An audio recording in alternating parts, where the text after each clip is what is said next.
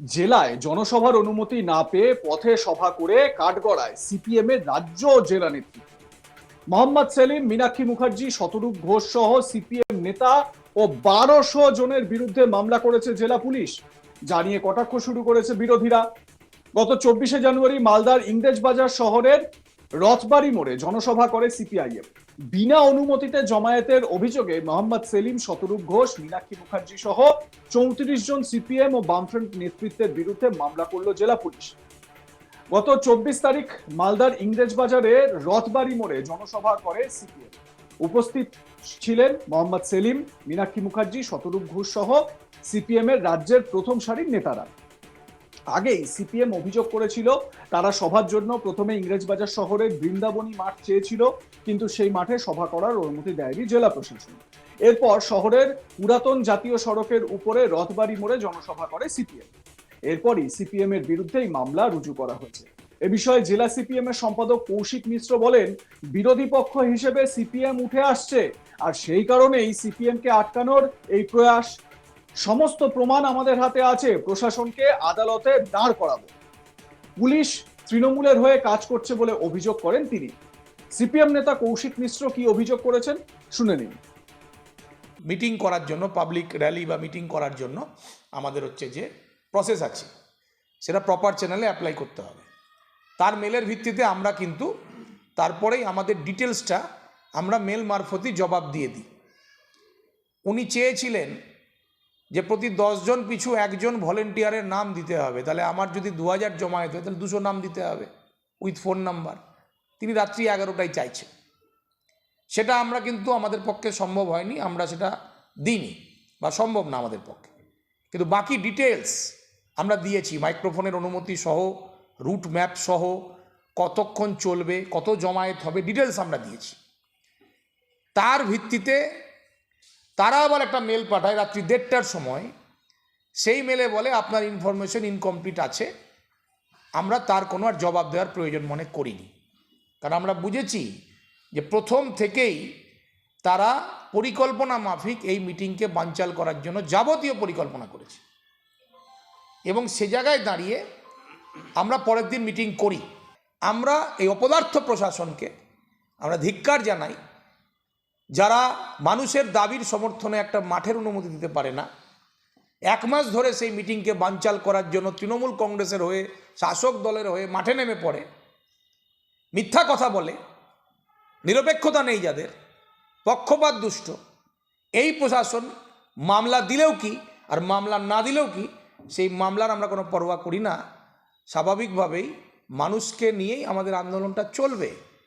এবং আমাদের সমস্ত নেতৃত্ব যারা এই পুলিশের মামলায় যুক্ত হয়েছেন বা আরও 1200 সমর্থক, তারা নাকি ল ব্রেক করেছেন, যদিও সংখ্যা বহু বেশি ছিল। আমরা খুশি হতাম যে সবার নামে যদি দিয়ে দিতেন, ওখানে যে 8000 10,000 মানুষ যে জমায়েত হয়েছিল সবাইকেই যদি আসামি করতেন তাহলে আরও ভালো লাগতো।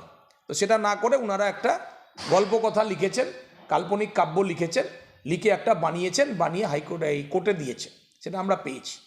তো আইনের পথে চলুক, অসুবিধার কিছু নেই। আমরা বাকিটা রাস্তায় বুঝে নেব।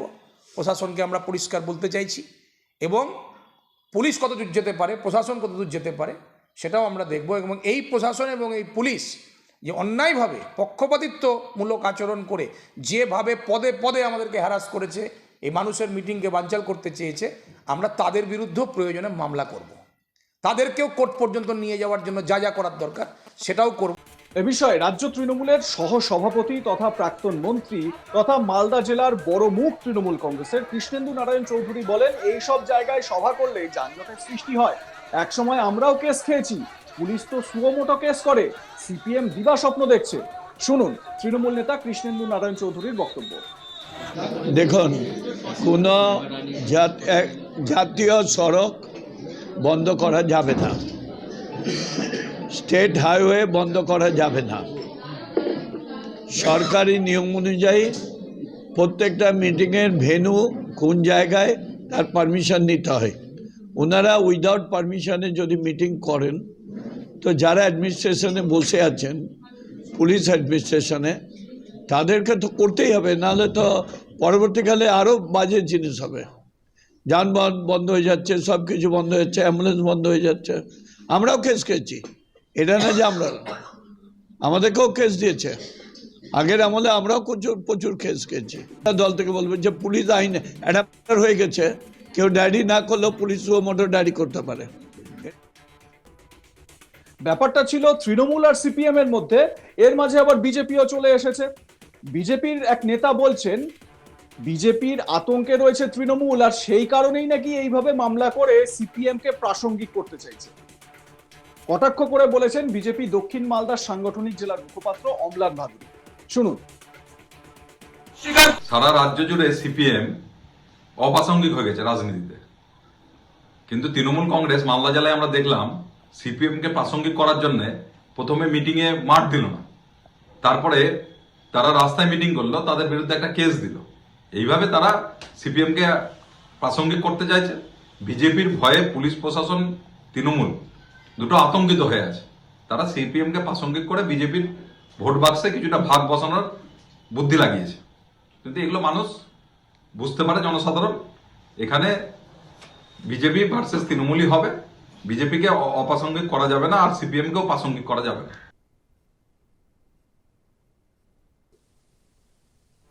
ঘটনাটা একবার আপনাদের বলি।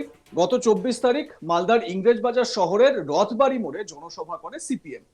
সেই সভায় উপস্থিত ছিলেন মোহাম্মদ সেলিম, মীনাক্ষী মুখার্জি, শতরূপ ঘোষ। তো রাজ্য সিপিএম এর এইরকম বড় বড় মুখ, স্বয়ং রাজ্য সম্পাদক তিনি উপস্থিত থাকছেন। সিপিএম তো এটাকে বড় করে করার চেষ্টা করবেই, বড় সভা, সাকসেসফুল সভা করার চেষ্টা করবেই। তো সেই রকম তৈরিও হয়েছিল সিপিএম। আগেই সিপিএম অভিযোগ করেছিল তারা সভা করার জন্য প্রথমে ইংরেজবাজার শহরের বৃন্দাবনী মাঠ চেয়েছিল, কিন্তু সেই মাঠে সভা করার অনুমতি দেয়নি জেলা প্রশাসন, পুলিশ। এরপর শহরের পুরাতন জাতীয় সড়কের উপরে রথবাড়ি মোড়ে জনসভা করে সিপিএম। এরপরই সিপিএম এর বিরুদ্ধে এই মামলা করা হয়েছে। এ বিষয়ে জেলা সিপিএম এর সম্পাদক কৌশিক মিশ্র বলেন, বিরোধী পক্ষ হিসেবে সিপিএম উঠে আসছে, আর সেই কারণেই সিপিএম কে আটকানোর এই প্রয়াস। সমস্ত প্রমাণ আমাদের হাতে আছে, প্রশাসনকে আদালতে দাঁড় করাবো। তা না হয় দাঁড় করালেন, এবারে পুলিশ তো দেখাচ্ছে যে এইখানে যানজট সৃষ্টি হতে পারে, এইখানে পরিস্থিতি বিগড়ে যেতে পারে, সেই কারণে আমরা পারমিশন দিইনি। কোনো জায়গায় যদি প্রোগ্রাম করার ক্ষেত্রে পুলিশ পারমিশন না দেয়, সেক্ষেত্রে তো আর কিছু করার নেই। আবার পুলিশের অনুমতি না নিয়ে সভা করাটাও সম্ভব নয়।